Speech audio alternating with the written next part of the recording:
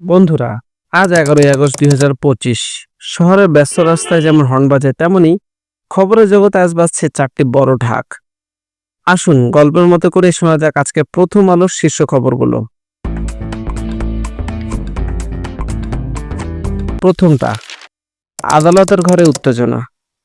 ঢাকার বিশেষ জজ আদালত 5, ভেতরে নিস্তব্ধতা, কিন্তু বাতাসের টান টান উত্তেজনা। দুর্নীতি দমন কমিশন হাজির করেছে তাদের সাক্ষী। অভিযোগ, কিছু প্রভাবশালী হাত বদল করেছে সরকারি জমি ও প্লট। কে দোষী, কে নির্দোষ, এখন সবকিছু নির্ভর করছে আদালতের হাতে।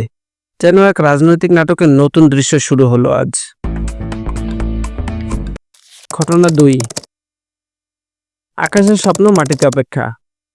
রোমের বিমানবন্দরে দাঁড়িয়ে আছে একটি বোয়িং ড্রিম লাইনার। গন্তব্য ঢাকা, কিন্তু যান্ত্রিক ত্রুটি যেন সব পরিকল্পনা ভেঙে দিল। 262 জন যাত্রী, কারো জরুরি কাজ, কারো পরিবারের অপেক্ষা, কারো চোখে ভ্রমণের আনন্দ। সব মিলিয়ে এক লম্বা প্রতীক্ষার গল্প। কর্তৃপক্ষ বলছে নিরাপদে পৌঁছে দিবে সবাইকে, তবে সময়ের সঙ্গে যেন এক লুকোচুরি খেলছে এই যাত্রা। নির্বাচনের আগে সেনা মোতায়েন।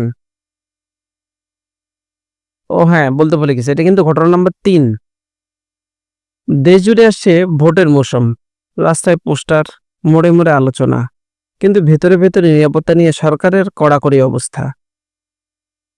প্রায় 80,000 সেনা নামছে মাঠে।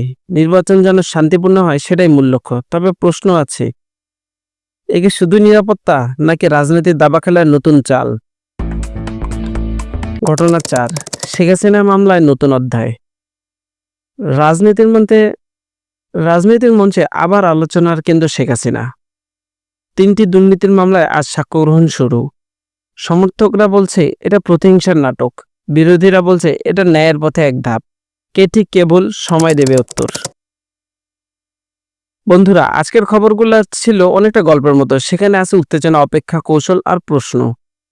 এই গল্পের কোন অংশটা আপনার মনে সবচেয়ে বেশি নাড়া দিল কমেন্টে জানিয়ে দিন। ও আর হ্যাঁ, লাইক, শেয়ার আর সাবস্ক্রাইব করতে ভুলবেন না। যদি ফেসবুক থেকে দেখে থাকেন তাহলে পেজটি ফলো দিয়ে রাখবেন। দেখা হবে আগামীকাল নতুন গল্পের সাথে। ততক্ষণ পর্যন্ত সুস্থ থাকুন, ভালো থাকুন। আল্লাহ হাফেজ।